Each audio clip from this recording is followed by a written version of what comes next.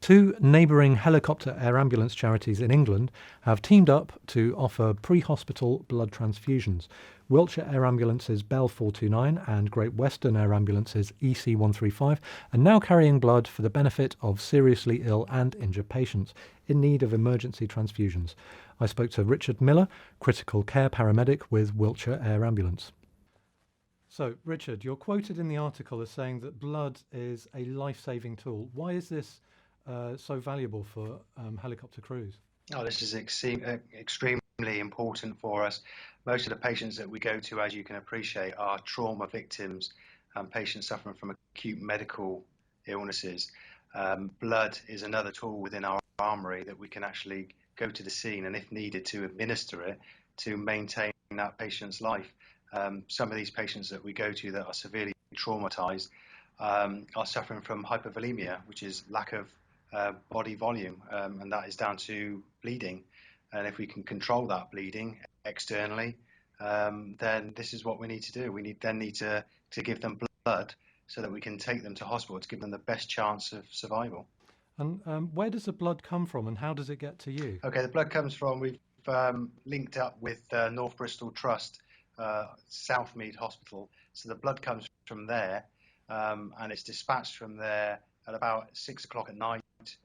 There's another charity that get involved called the Freewheelers, and they've been very supportive over this. And these are guys that give up their own time to convey blood, tissue samples around the county, basically, and also further wide into the country. So they've linked in with us, and they pick the blood up at about 6 o'clock. They drop it off at Bristol Air Ambulance first at Filton, and then they drive to us at Wiltshire and drop it off to us at Devizes. It's been working very well over the last 2 weeks. So you've got these temperature controlled boxes. Can you tell us a bit about those? Are they powered boxes, or is that with like cooling packs? Yeah, I mean, I'd love to show you one, but typical, the aircraft's gone out and the blood's on board. The box is probably so big. It's dark, sort of grey in colour, and it's like a sandwich box. To be fair, there's a little hook on it. It's sealed by North Bristol Trust, and there's 2 units in there, and it's basically been refrigerated. It's guaranteed to stay between 2 and 6 degrees.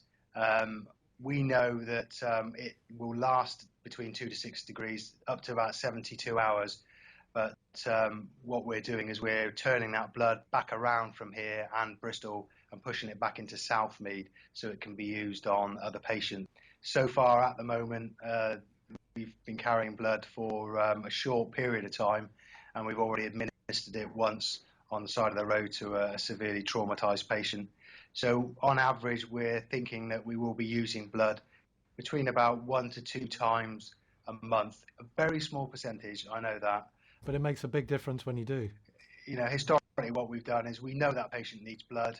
All we've had to give them is salty water. We've spoken to the emergency department and said, look, this patient needs blood when we arrive in the emergency department. So we've called out for that ahead, and it's been brought to us at the helipad. Now we're doing this half an hour before we get to the hospital. This is clearly going to save patients' lives, which is what it's all about, which is what we joined the job for. That's fantastic. Thanks very much, Richard. Best of luck with the blood, and let us know how you get on.